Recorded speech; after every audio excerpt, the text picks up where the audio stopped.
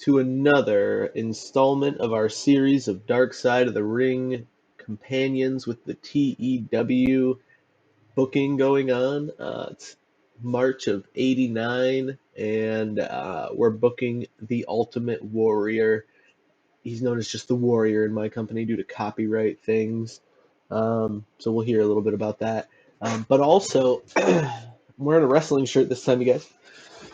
Everybody check it out. We got Stone Cold Steve Austin. It's the WrestleMania 12 shirt. Stone Cold Steve Austin featured heavily. Wasn't a main event guy by WrestleMania 12. He was on the card, though. He was on the card. He did have a nice match. Got Taker. We got Shawn. We got Roddy. So all guys that are in the mix, all these guys are in our company. But Roddy, we're going to get him soon after he's done filming movies and messing around in the WWE Intercontinental title picture.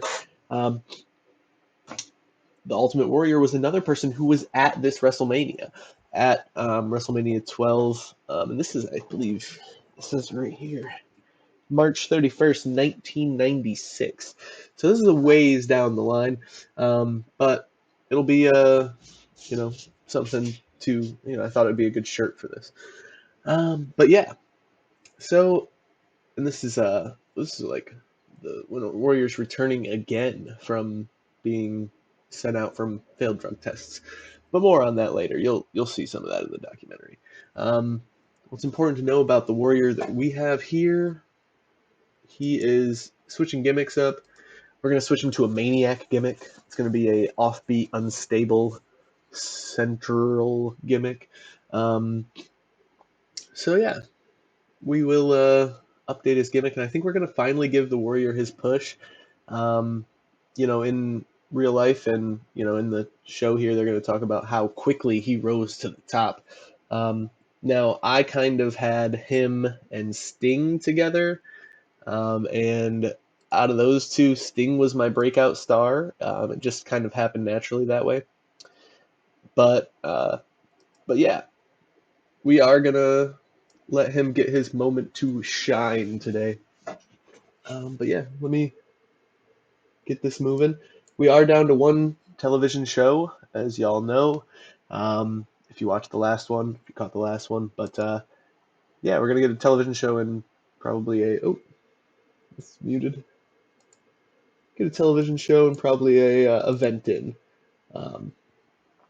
I still have a few appearances left, or events left, I guess, on my events contract. So we got to do a few events. And I just added one of my Smoky Mountain Presents events in. Hey, look at that. You can hear it now? Yeah, there we go.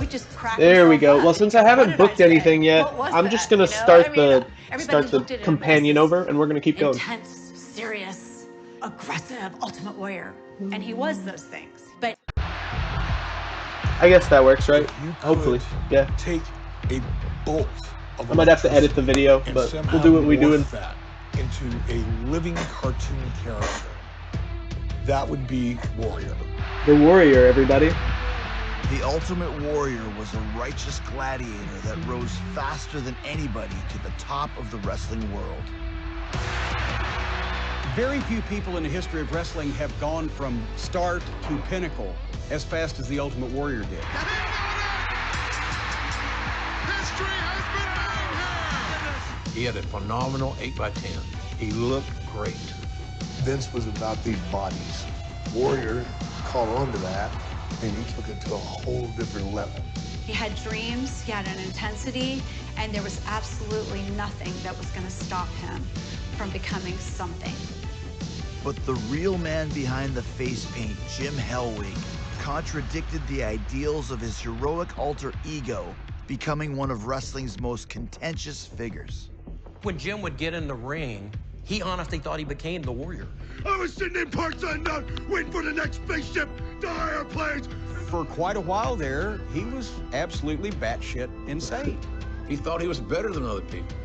He didn't want to learn I the don't know how wrestling to business react because he to didn't it like again, it. I but sense that chronic some of the paranoia. Warrior When's promos. it all going to end? I'll say this: the Warrior is for someone so not exactly from that era, this happened before I was born. The Warrior is a big part of my wrestling experience because my older brother is who got me into wrestling, and my brother's favorite wrestler by far was the Ultimate Warrior. Now they'll say like his promos didn't make sense, his promos were trash, nobody understood what he was talking about. But when you're a kid, there's a lot of stuff you don't understand. So I think, if you're not looking at the business from like a smart Marks perspective, and just like looking at it as a kid, he was entertaining. He had that charisma, he had that it factor.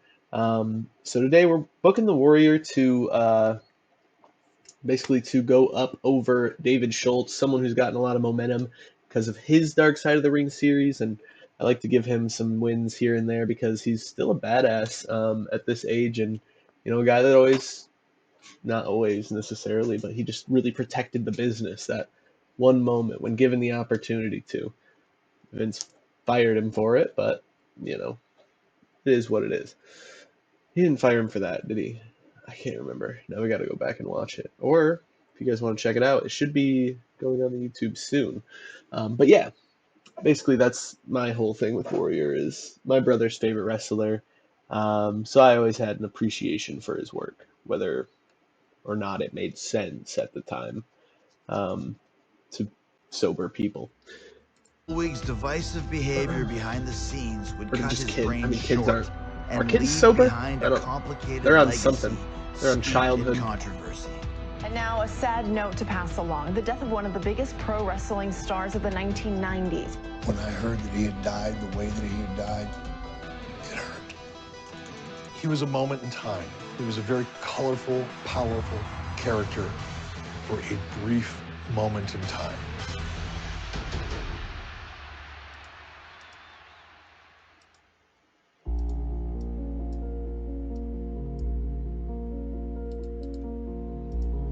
It's been very well documented about how he was difficult to work with.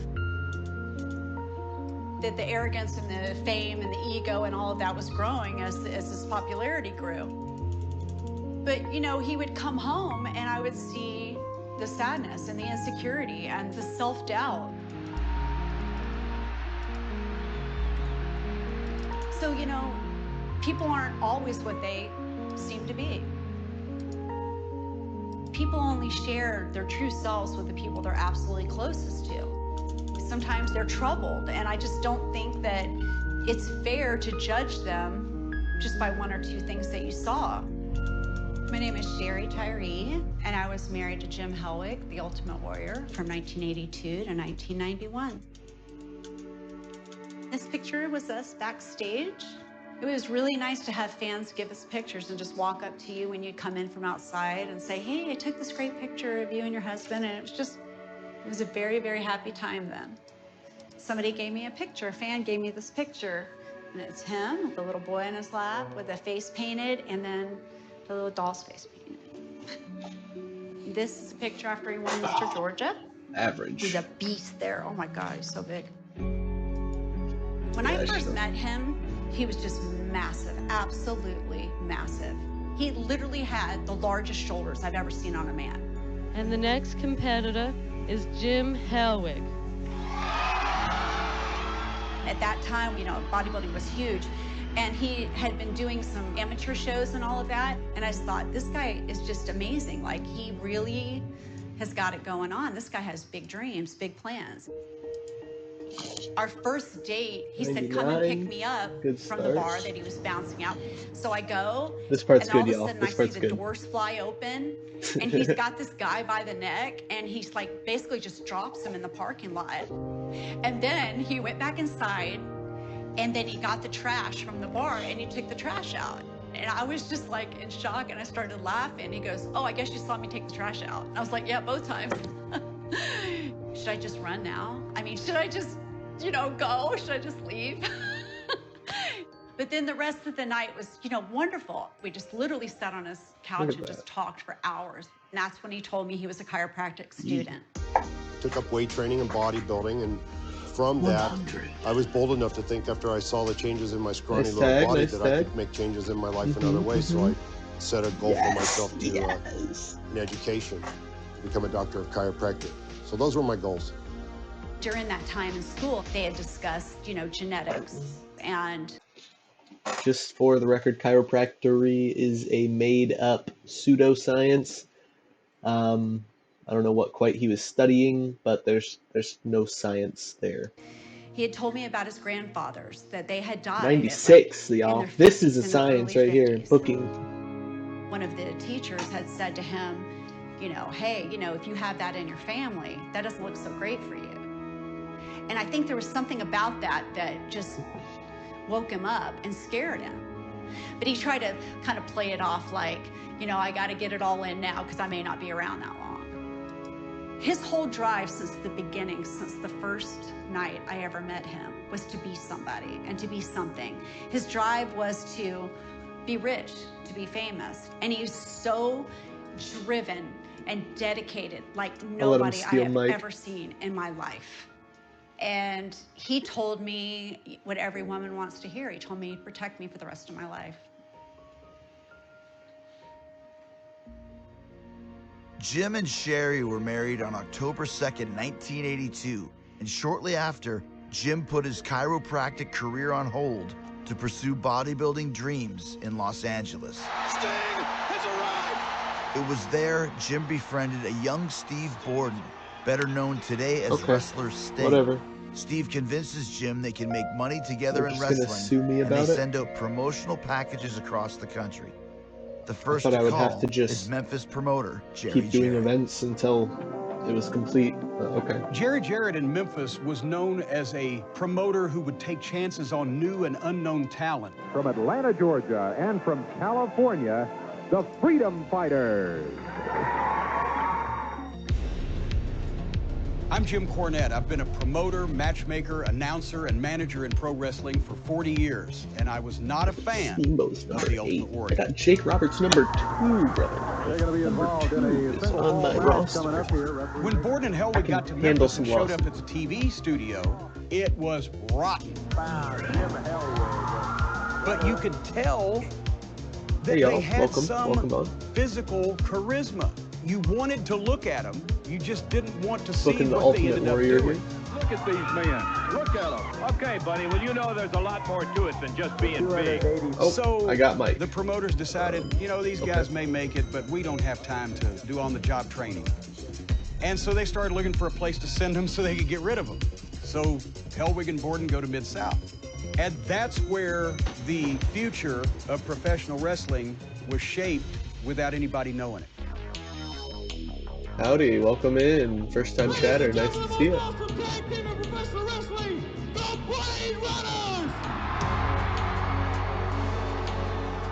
When the Blade Runners came to UWF, I was a broadcaster. I'm Jim Ross, the voice of AEW Wrestling. I've never met or seen a wrestler Still with less crazy ability than the Ultimate Warrior.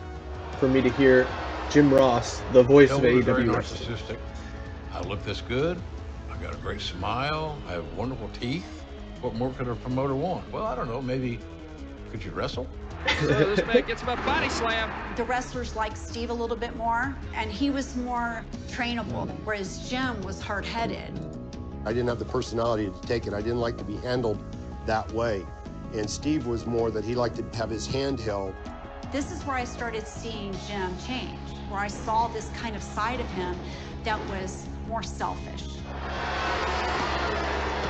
Welcome, y'all. We're booking the Ultimate Warrior. I didn't give much thought to what he's going Gonna to give do him or a how push he's going to here. succeed in the business. Got an event coming up. I concentrated more on what I needed to do. They were two completely different people with a different idea of what they really wanted to do. Steve was all in, but Jim always, I think on the inside, he wanted to do something on his own. That his size and all of that would get more attention. He's freelance. Despite his limited in-ring ability, Jim's physique is undeniable. After parting ways with Sting, he looks to gain stardom in one of wrestling's most groundbreaking territories. Is there a way to talk to them about being freelance?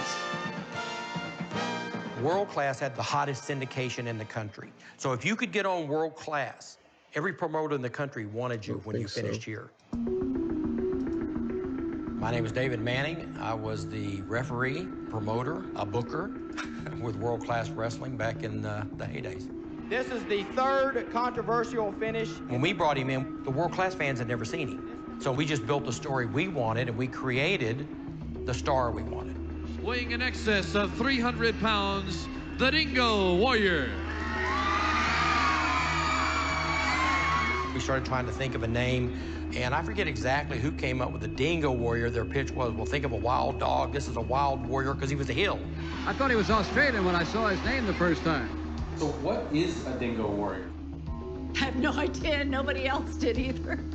It was literally just the name. Oh, and you then guys. I remember us like I didn't going to book a Hancock new Fabrics or event something, you know, and cutting the streamers. company. It was cheap trunks. The paint was cheap. It was what we could afford at the time. That's what it is. And there you go. You have the Dingo Warrior. I thought that I could keep continuing to do events for him since I owed them 3 events, but whatever. Probably his first 15, 20 matches, we gave him people to slaughter. Oh, there goes one. And here's Dingo hammering away on Perry. The more the fans cheered, the bigger the Dingo Warrior's ego got. The bigger the Dingo Warrior's ego got, the harder it was to work with the Dingo Warrior in the ring. And I think that history followed him everywhere. You the master.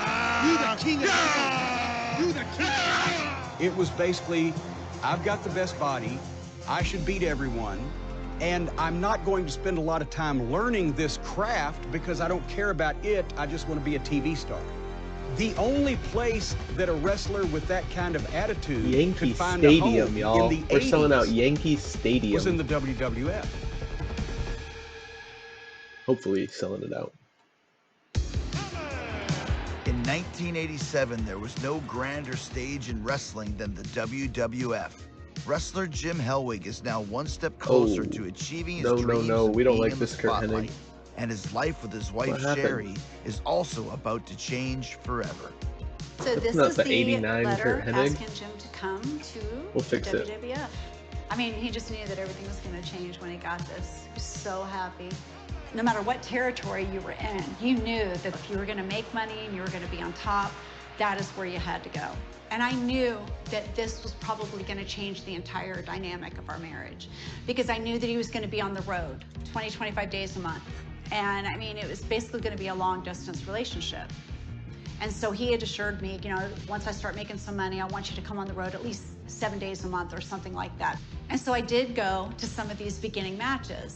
And they had him working with some of the job guys, you know, Barry Horowitz, those guys. And those matches, they were pretty rough. Barry Horowitz, you know. The Dingo Warrior! His big thing with me was, I want you to sit in the crowd, I want you to watch the matches, and I want you to give me your feedback on what the people's reactions are.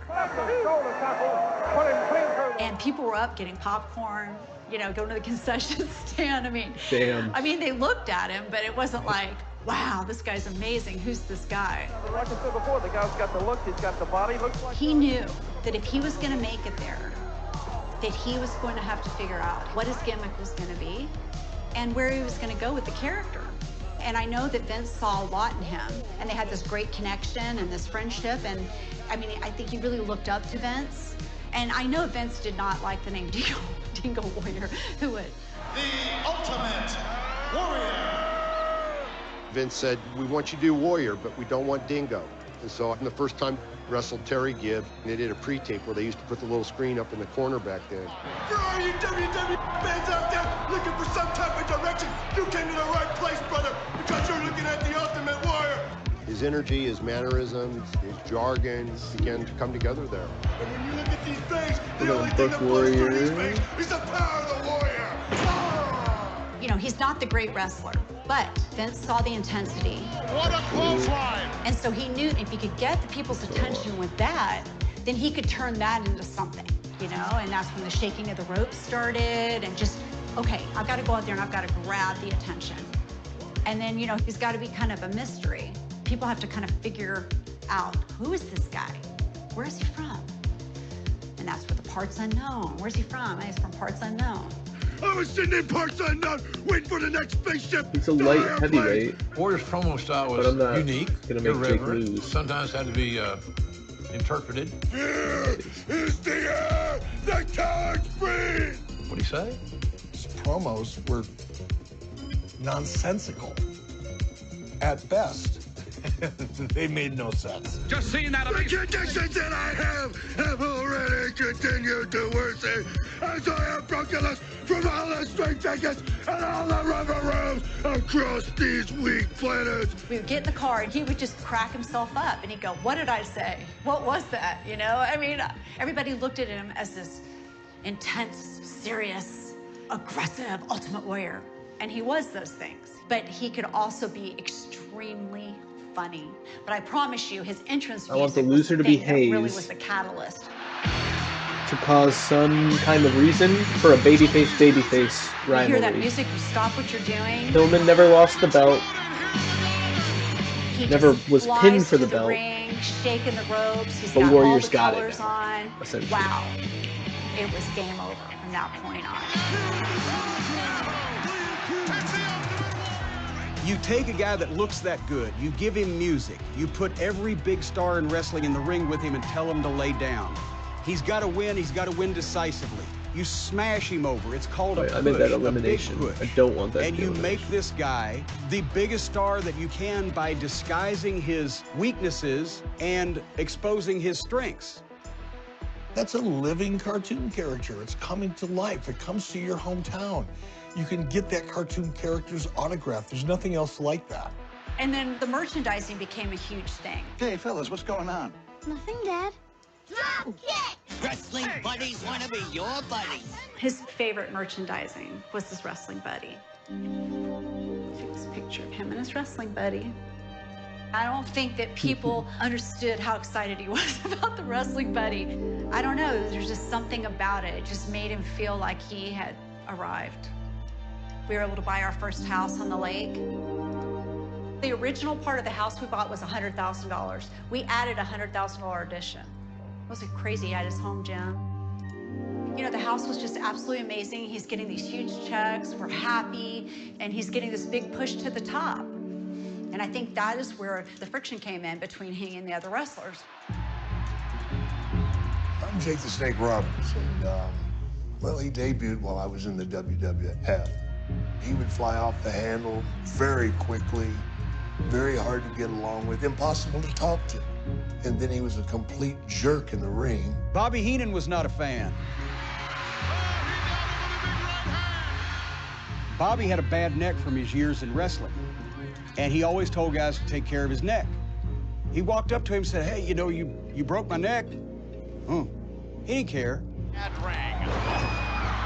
Lombardi's bell is ringing right now. You know, there's an unwritten rule in wrestling that says the number one thing is you take care of your opponent. He threw that one out the window. I'm not trying to be a prick here when I say that literally he couldn't wrestle, he couldn't talk. Yeah, it's he pretty got rough, over y'all. because he looked like $1 million, and the most successful promoter in the world pushed him to the moon. And there's nothing else to say. I love Those Cornette. guys talking about how bad of a wrestler he was. I love Cornette.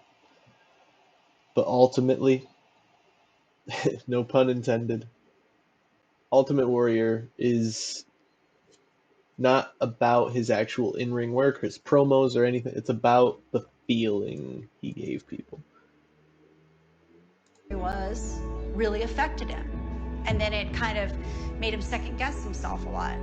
I think they were spot on about him in some occasions, but I don't think they really understood that there was more to him than that, and that he did have a sensitive and a very insecure side. You know, he kind of grew up just a really scrawny, insecure little kid. I mean, he weighed like 140 pounds. Yeah, Kevin does that. His dad left home when he was 12, and that was very, very traumatic for him. He told me that, you know, his dad was cheating with one of the neighbors. It really did something to him. It caused him a great deal of pain. And when he started working out and he saw changes in his body, he got excited about that, and it made him realize that he could be more. I think that all of us carry around that really insecure inner child. And I think that all the trauma that we have as children, sometimes we take with us. And in his case, he had a very severe anxiety disorder. He had had it for years. He's always very anxious. How would he show that sadness and insecurity at home? Well, I mean, I think he was a human being. I mean, he had insecurities. He cried. He got frustrated. He wanted to be the best. He put a lot of pressure on himself to be the best. You know, he did not want to be that scrawny little kid anymore. So he had to make this work.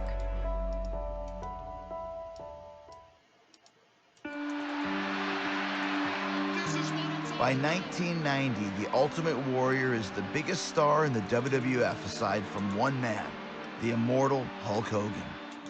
The final piece of Vince McMahon's plan to crystallize a new megastar takes hold at WrestleMania 6. WrestleMania 6, it was in the Sky Dome in Toronto, one of the great North American cities for wrestling. Besides Hulk Hogan, the Ultimate Warrior was the biggest box office attraction in wrestling. He found out a few months before that he was going to be taking Hulk's spot, and it was the greatest joy of his life. He just thought, wow, this is going to be amazing, and he was very pumped about it. And then it came, and WrestleMania 6 was there. Champion against champion, title for title. This is what it's all about. He was the most nervous I've ever seen in my entire life. He had severe anxiety. Take a look at this. Look at the intensity. Eye to eye right here, face to face. I literally could physically feel the match. Like I was like feeling it, you know? I mean, it was just the emotion of it, the excitement in the arena. I've just never felt anything like that. And here we go, Gorilla. It's deafening here in the Sky Dome. Vince felt that 6 or 7 years of Hulk Hogan steadily on top was enough. He didn't want to get stale. He thought that the Warrior was ready to take it. Hogan had been on this breakneck schedule. He was tired, he was beat down, and he was ready to take a break. And so Vince made the decision to pass the torch. It's the only time in that decade run with the WWF that Hulk Hogan actually legitimately got beaten, pinned 1, 2, 3 in the ring by an opponent, and it was the Ultimate Warrior.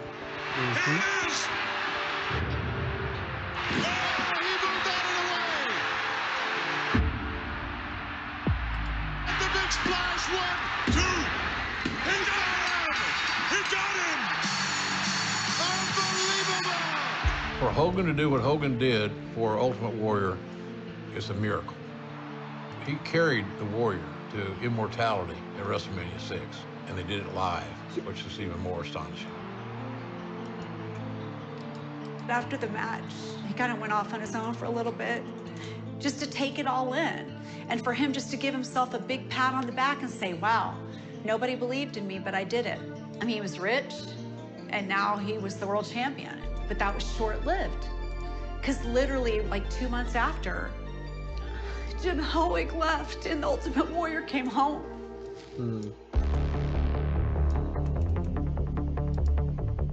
That ain't good. He became really erratic. He started staying on the road, which he never did before. He was disconnected. Something was off. You call his behavior erratic. What do you mean by that? He seemed altered. I mean, I didn't see anything, but he definitely was not. He was not well. He was on the road, and I tried to call his room, and he didn't answer. So I had them do a wellness check on him. You ask any wrestling wife out there, when you don't hear from your husband, you get scared. And when I called back, the guy goes, he's there. He was asleep. And that was the end of it. I thought back to something somebody told me a long time ago. There's always going to be women that want to sleep with your husband, but it's the ones that want to steal your life that you have to worry about. So I called the room. He answered the phone, and I heard a girl's voice.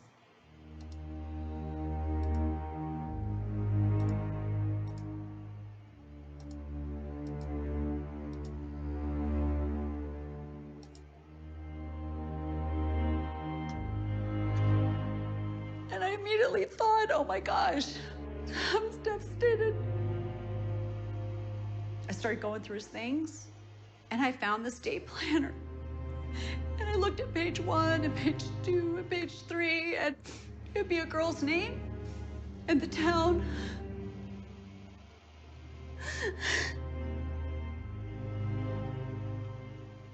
I told him, I said, when you come home, you're gonna be served papers.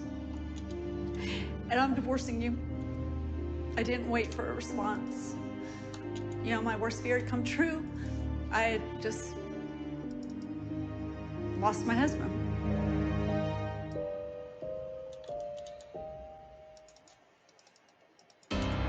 By 1991, Jim Hellwig's 9-year marriage to Sherry comes to an end.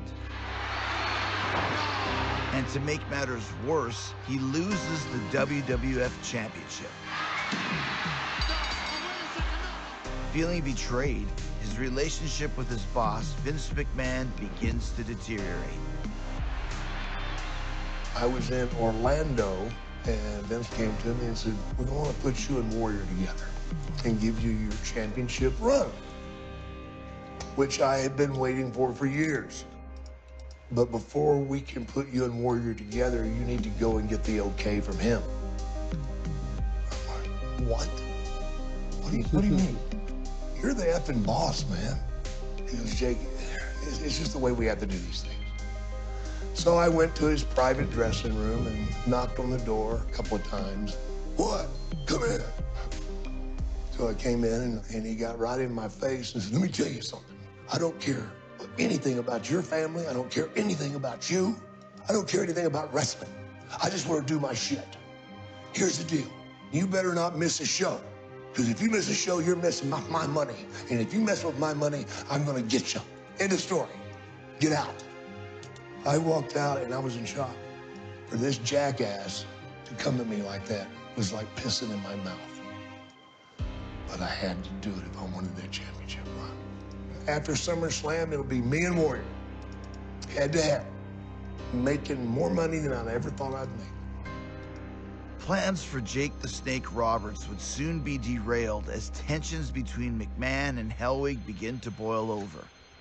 Desperate to remain at the top of the card, Jim plans a drastic move. At this point, he moved into his home that he bought in Arizona. He decided he wanted to live the big life, so he bought himself a $1 million mansion in Scottsdale. He called me up because of our history, and he needed somebody that he could trust, somebody that he could talk to. He wanted me to come out. He had decided in his mind, in his paranoid mind, that he wanted everything that Hulk had. He wanted the same money, he wanted the same cut of the merchandising, he wanted it all. So he's like, I'm gonna give, Vince this letter, and if he fires me, he fires me. I was like, you can't do this. I go, you can't hold up TV.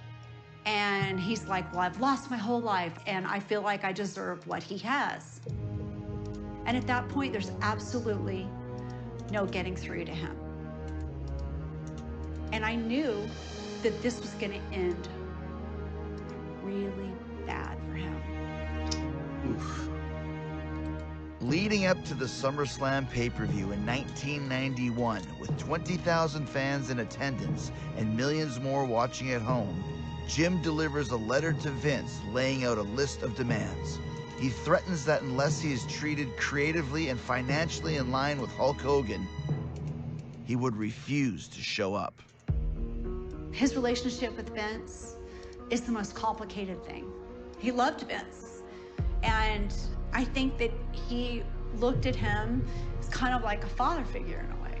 I actually believe that a lot of it was he just wanted more attention from him. And anytime he asked Vince for something, Vince gave it to him. I want my own locker room. I wanted a limousine all the time. I want the Learjets. I mean, he wanted it all.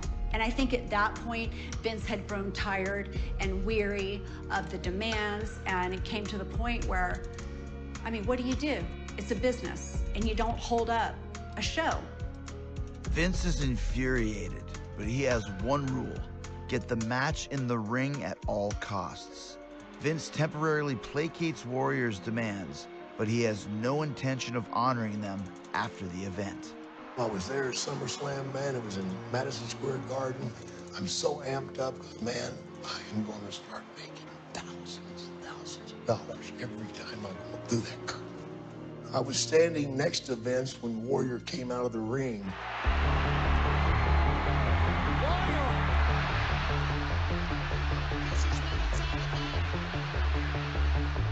And Vince put his hand out and stopped him. He goes, by the way, you're fired. Now get the out of my building.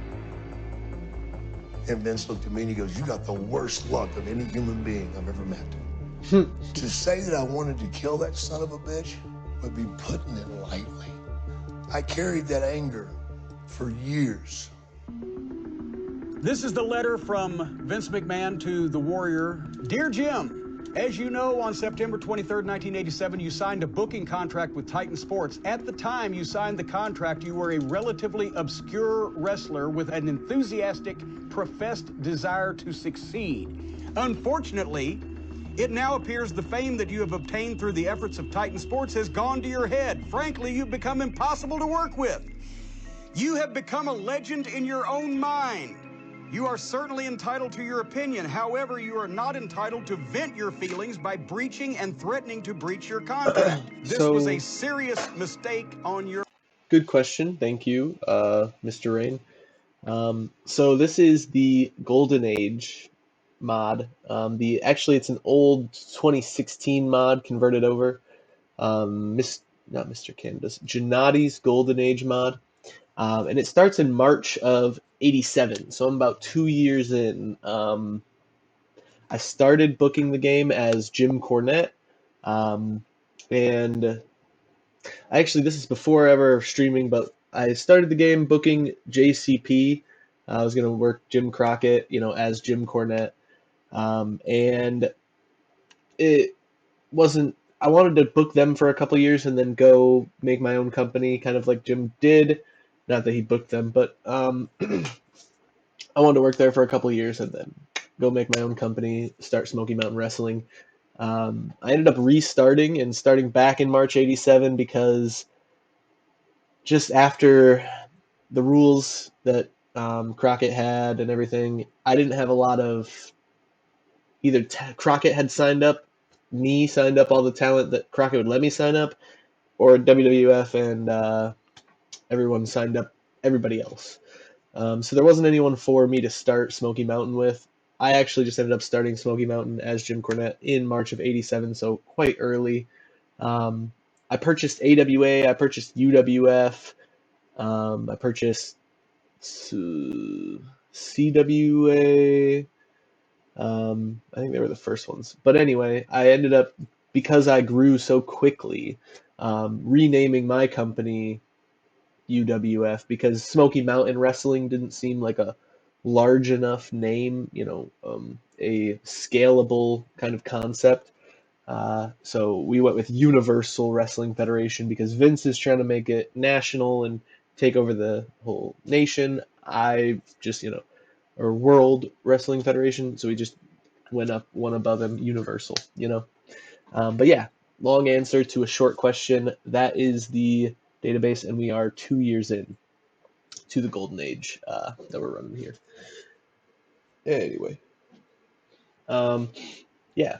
Did I already do a little bit of talking here? So yeah, that is going to be what we're setting up, is kind of the Warrior versus Pillman double babyface stuff. We're not going to turn the Warrior. I might turn Pillman. He works pretty good on both, if I remember correctly. Yeah, he works either way. So I might turn Pillman as part of all this, but at first I want it to be like an honorable babyface versus babyface situation, Warrior versus Pillman. Pillman never pinned for the belt that he lost to Warrior through Michael Hayes.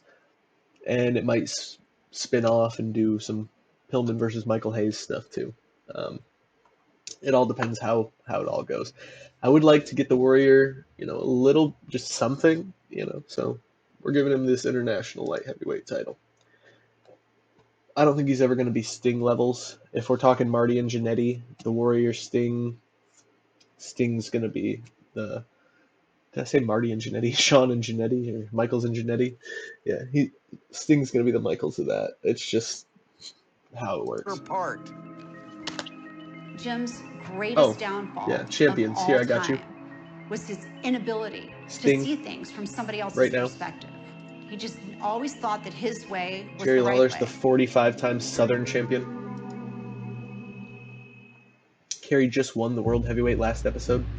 After threatening to no-show SummerSlam, Hurts my Jim Hellwig Universal. is suspended by Vince McMahon. Pillman's Over the next about to 18 lose that. months, both engage in several legal battles, leading to Jim's eventual Franchise fight. and Foley, Feeling tag team powerless, champs. Jim makes a bold move Steiner to regain Brothers, control of his other life tags. and the character he left behind.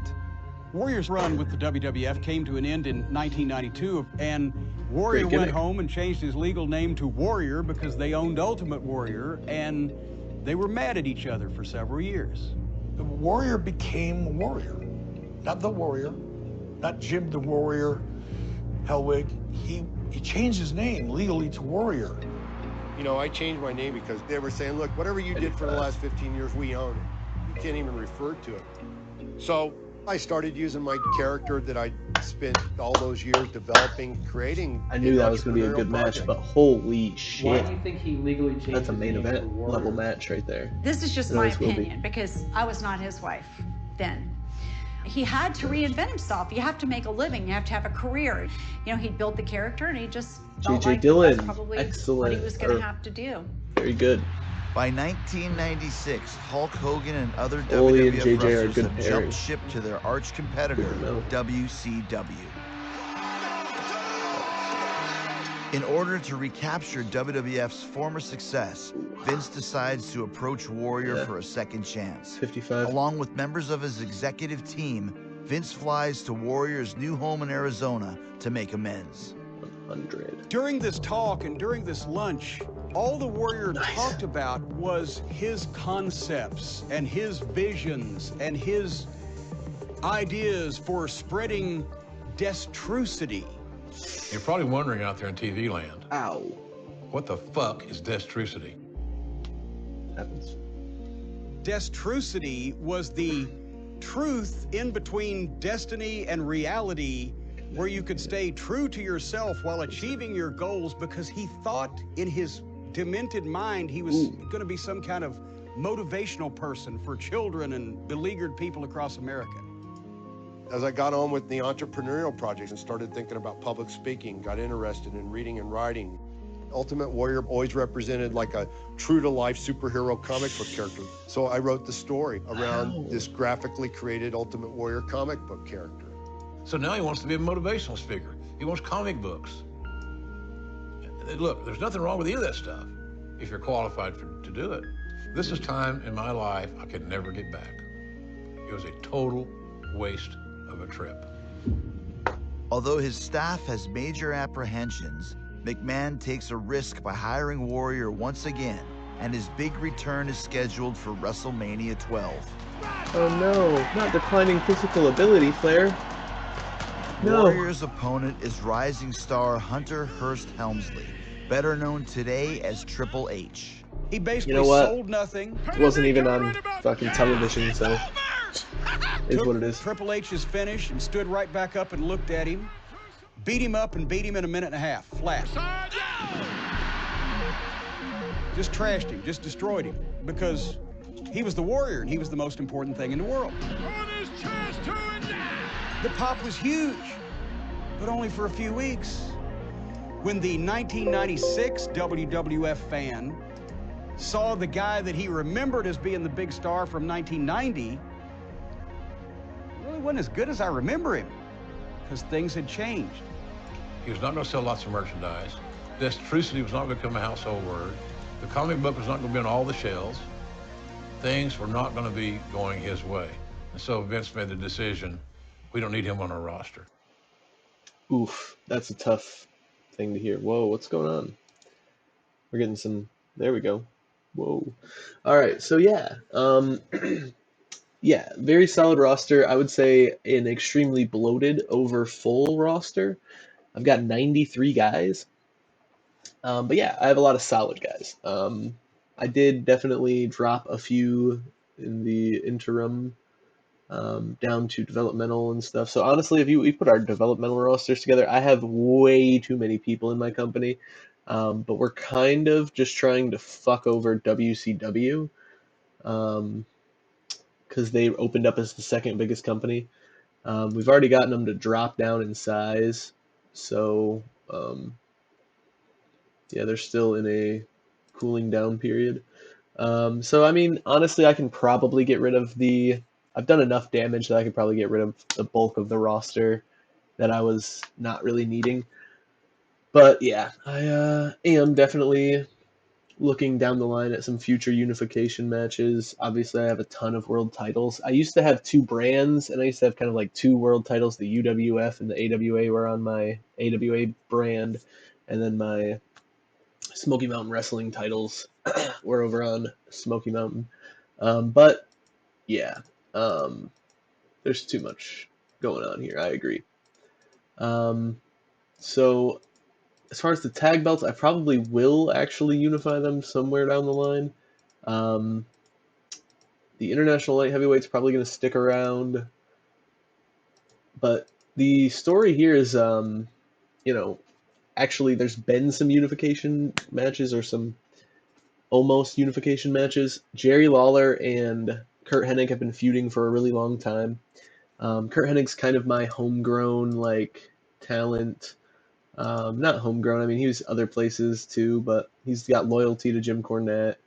I've got him friends with a lot of folks here. Mike is muted now? Wait, what?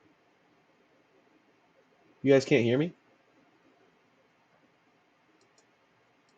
Hello, hello? It looks good on my end. Are you sure? I've got the video paused. The video shouldn't be making any noise. But hopefully the mic is. I'm over here trying to explain everything you're asking, and it's not even coming through.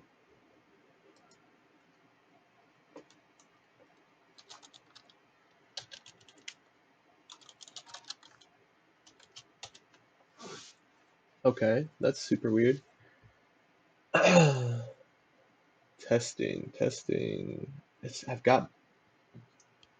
looks like it's working.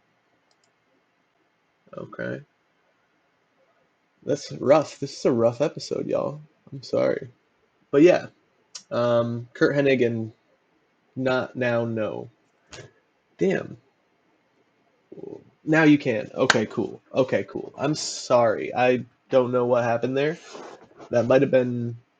I had visually seen that it's got sound going to it, so maybe that was just an audio glitch or a Wi-Fi thing. Anyway, yeah, so Kurt Hennig and Jerry Lawler have been feuding for a really long time. The belts used to be together. The Southern from CWA and the World Heavyweight Championship were once combined. Not combined, but it's a delay. It's acting like a delay. Okay, I think when the TEW game glitched out and did its little thing, it got a little bit behind. Fuck. Maybe I can.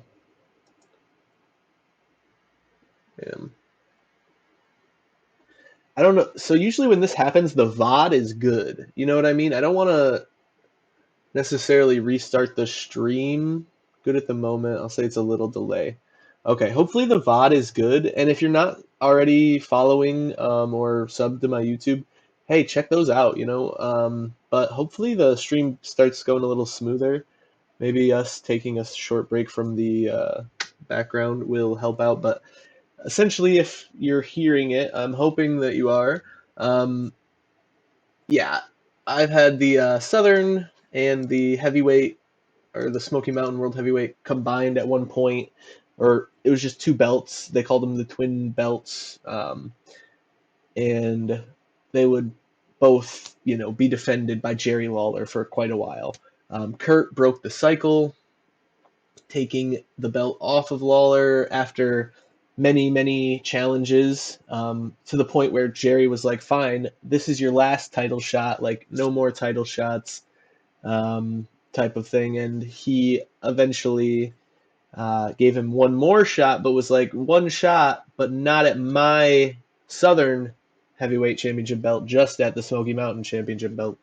And so Kurt was able to wrangle that one away and keep going all of these crazy belts right now. AWA and the UWF are most definitely going to be merged at some point, and I'm not going to try to give too many hints as to what that merger match is going to look like. But yeah, there are some things in the works for sure. Here, let me get this background going again. And yeah, what do we got? Saturday night tonight. Let's do it. Warrior's career in the WWF is over, and it essentially, yeah, like a Triple Crown situation is quite. It's gonna somewhere down the line. Keep watching. Isn't the storybook ending everyone was hoping for. Defeated and disappointed, Warrior retreats back to Arizona. Years later, he goes back to his bodybuilding roots and opens his own gym. It was there he would cross paths again with his ex-wife, Sherry. Average, I think that's probably one of the times where he was very, very, very happy. He had built this from the ground up, and I don't know, I just saw like a new energy in him that I hadn't seen in a long time. And he and I were friends at that point, and he was dating and I was dating, and it wasn't like weird or anything. It was just nice just to have him in my life and have him as a friend. And then I met my now husband there, and he met his wife. And then when I got pregnant with my daughter, it got to the point where he and I decided that it was not a good idea for me to be in the gym anymore, because I had fallen in love and he had fallen in love with somebody else. And it was gonna make our significant others, you know, very uncomfortable for us to be around each other. And he stood in front of me and he took my hands. He said, I wanna thank you for all these years. I've been trying to get Rick and Dusty to be friends for like months.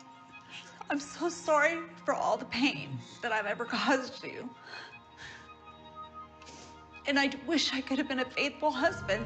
And just the fact that he acknowledged that meant a lot to me. And know that I I'll change always loved Kurt's picture later, but it's bugging me.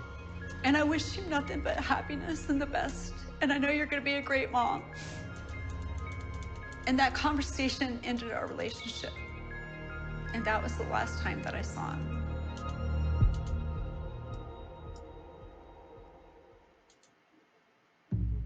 With Warrior's wrestling career in the rearview mirror and his relationship with Sherry officially over, he was not done creating controversy and would spend the next decade using his fleeting celebrity status to become a conservative motivational speaker. The woman who would become my wife walked into my life. She was conservative, and through her I realized I had been, without knowing directly, all along living by a conservative philosophy of life. You know, these are the times we don't love for Warrior. Retire and just not do anything. So I started with a real simple idea, just going out talking to young people, all different ages, and I don't pull my punches about anything. He thought he was going to be a motivational speaker and a coach. He was actually a far right-wing nutcase who hated gay people. Let me come down off my politically correct horse. Because queering doesn't make the world work.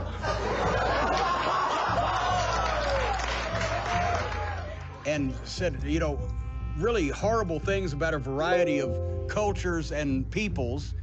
His political rants or his anti-gay rants or his right-wing rants or his homophobia. I've never yet understood the first fucking thing about how this guy's head worked.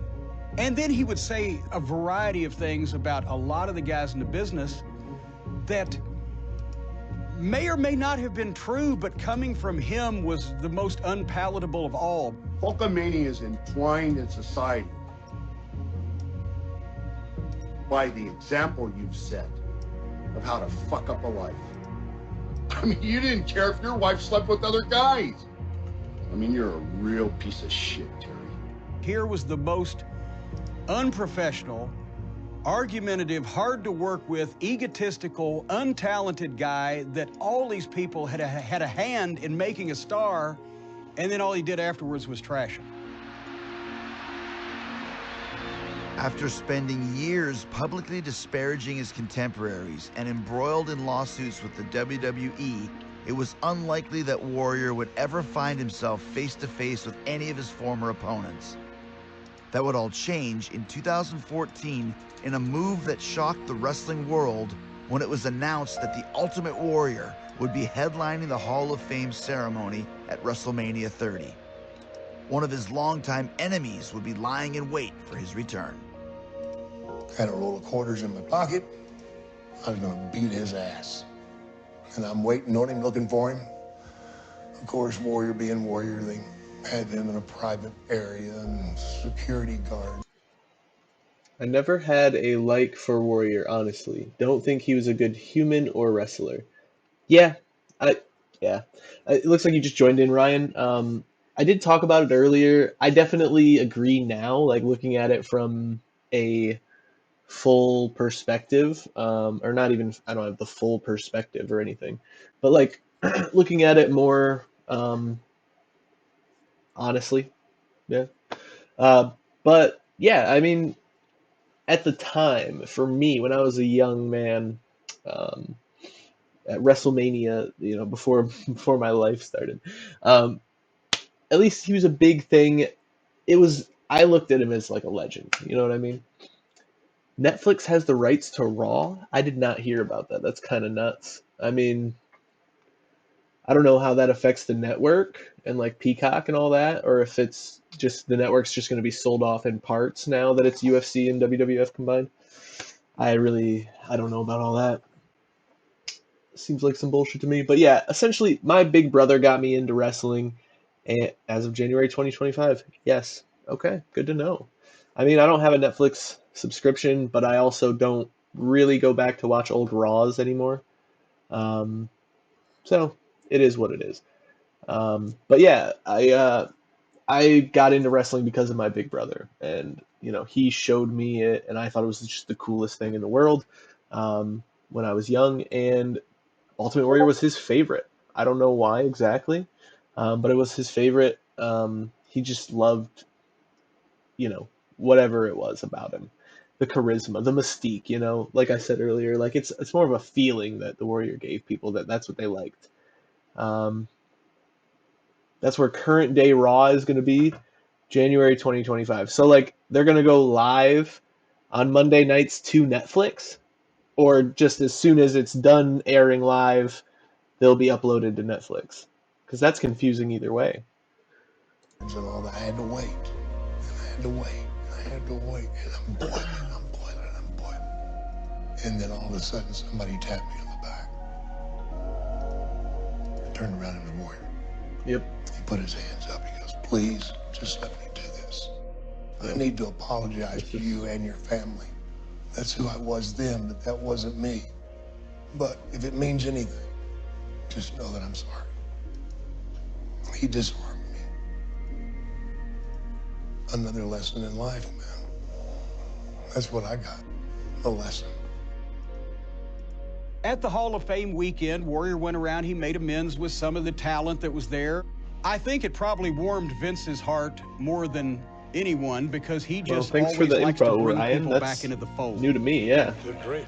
Sounds wild. I don't watch it live either. He If I'm was being on honest. his best behavior, and More he of a did old what school everyone fan. considered to be a fine speech. I've never interacted Hence with why I'm playing anybody in this 89. business that hasn't taught me something. Oh, The inductions were made, and his I family think that's was positive. there, The and Rock it joining seemed the board. like an improbable storybook ending for this I hope it's multi-decade gonna work out contentious positively. relationship. The next night, he comes out on Monday Night Raw live on television and cuts another promo, and it's a very inspirational speech that people actually understood. I am Ultimate Warrior. You are the Ultimate Warrior fans. And the spirit of Ultimate Warrior will run forever. Warrior didn't look healthy that night. No.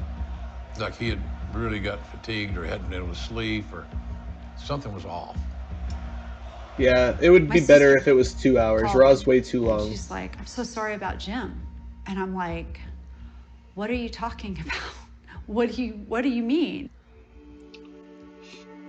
Somewhere I liked around ROH. 12 hours after that final Monday Night Not Raw a big appearance, TNA guy. he was leaving his hotel room, walking to the car. I used to watch the next it. morning, had a heart attack and died.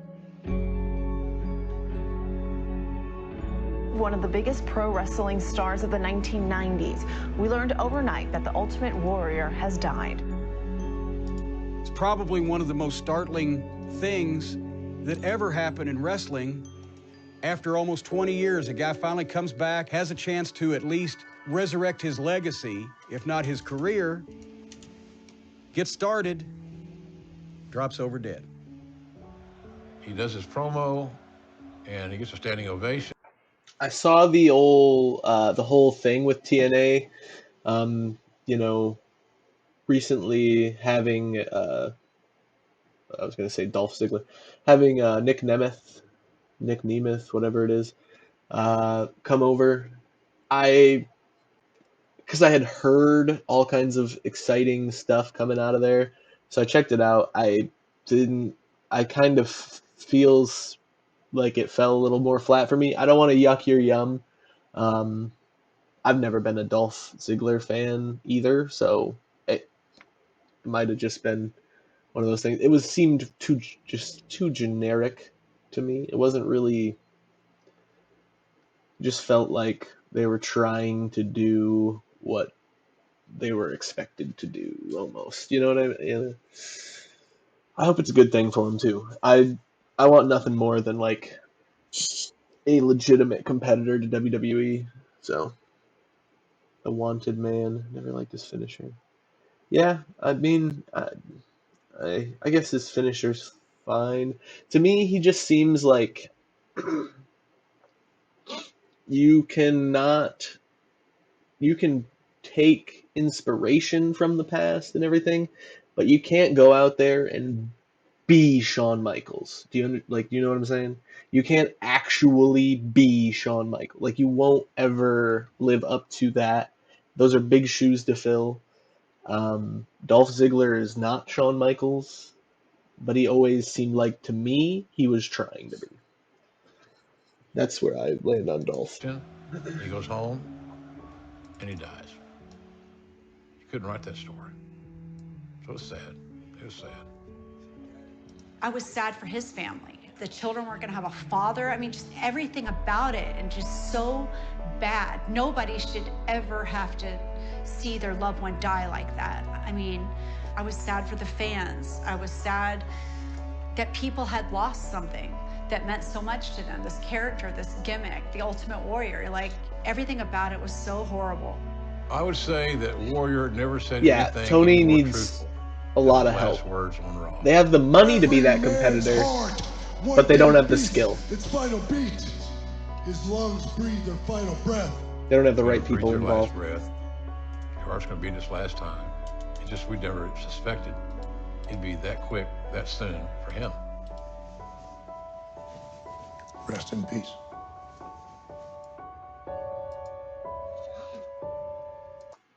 R.I.P. Warrior, even though some of the things from his life and from his career, from his work, weren't the greatest.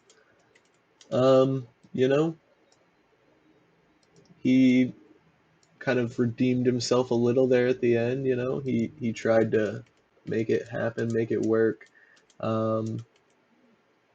R.I.P. man, R.I.P. the Warrior. Taz, man, talk about someone who's had a bad time in my company. They have the money, the talent, but Tony needs someone who can control some of his insanity. He needs to stay off the internet and focus on putting on a good product. Yeah, no, he needs to stay off of it completely. He needs to stay out of the booking room. Like, he needs to hire a booker. He doesn't know how to book. I feel like they have the talent. They have the talent, like the workers. Sure. I'll give you that. But they have the talent. Like, does Tony Khan have the talent to be a booker and to run a business like he's supposed to be doing? No. No, he doesn't. He's too involved, and I don't want to just parrot what they say on the Cornette Experience, but that's honestly my only interaction with AEW.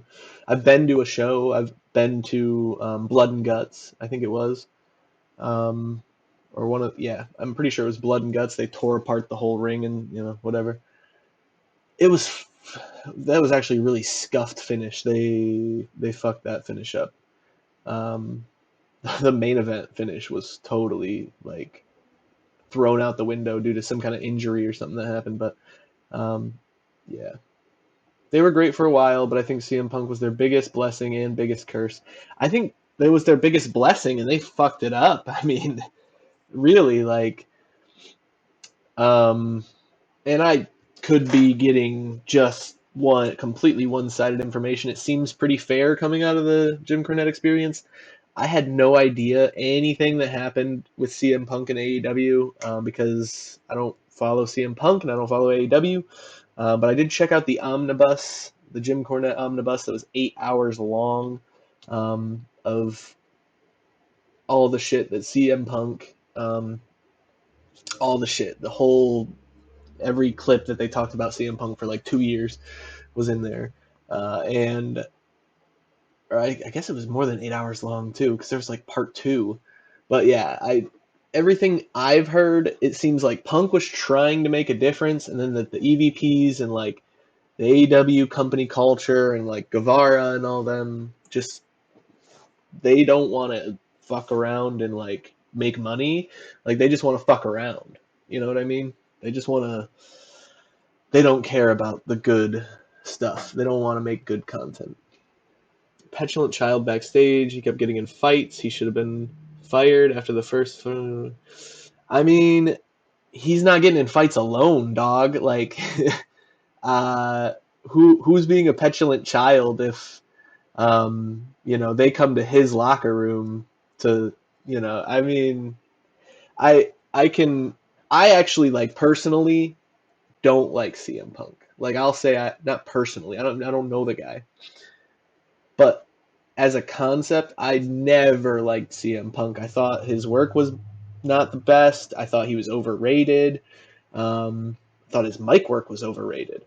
But to be honest, me just checking out what all I could uncover from the situation with like the omnibuses and a few shoot interviews from Ether's side, I think he was completely in the right. Like, they were fucking around from the start and going into business for themselves, and Punk kind of made it like, hey, cut and dry, like, you want to come fight me? Like, let's go. Like, I'm back here. This is, where my locker room's at. And they came to it. Like, what are you going to do at that point? It's both sides. I agree there shouldn't be a tolerance for like assaulting your coworkers, but this isn't that, you know what I mean? This is wrestling. Locker room fights happen all the time. I'm a big Kenny fan, big Bucks fan, big Omega fan.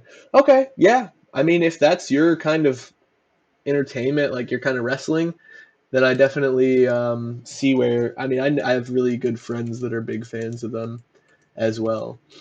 But yeah, I never liked the super indie style guys as much. I guess, like, I'm a big Kevin Steen guy. Like, I used to go to the ROH events, back with Steen. I went to Steen's last match, and stuff like that.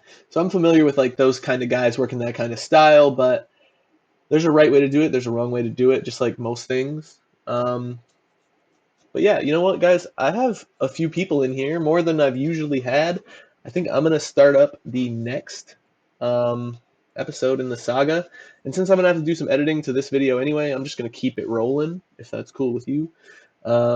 Steen Owens, another guy that Cornette doesn't like, is in my top 10. Yeah, I love Steen. And Cornette, to an extent, does. Doesn't like him because he won't do anything to change his look. But other than that, I mean, that's the major complaint he has, you know. He doesn't necessarily like his in-ring style either, but he gets it. It's fun. Let's see. This is going to be, the only post-show match for me on this one. Let's see what we get, y'all.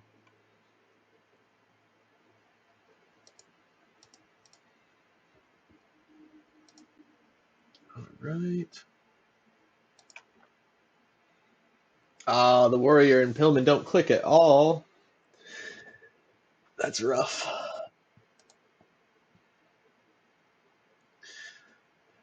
$100. Good stuff.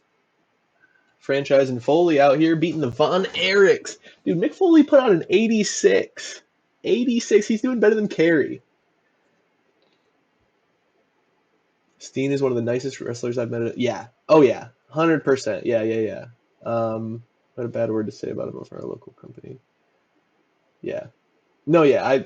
I also met Steen after that show, and he's definitely a super down-to-earth guy. At least at that time he was, before he went to WWE. But, you know, I only have my own experience to talk about anyway, so. But yeah, that's a fair thing to say. Yeah, he's definitely a good guy for sure. I don't think anyone's saying he's not. You know, I've seen, Steen and Cornette's like thing, and it's not really about that as much as it is more like just Cornette wants him to be a bigger star and he wants him to change his ways, but Steen sees that everybody looks the same, everybody does the same thing. Like, what if I do it like this, do the job a little bit differently, you know? So that makes sense too. Brian Pillman needs to learn how to sell. Oh, Taz needs to learn how to sell. Oh, man. Poor Taz, dude. Dude, Taz, I don't know. So I have the randomness on a little bit, but Taz must have got fucked by the randomness, dude. Because he's been not good in this whole time.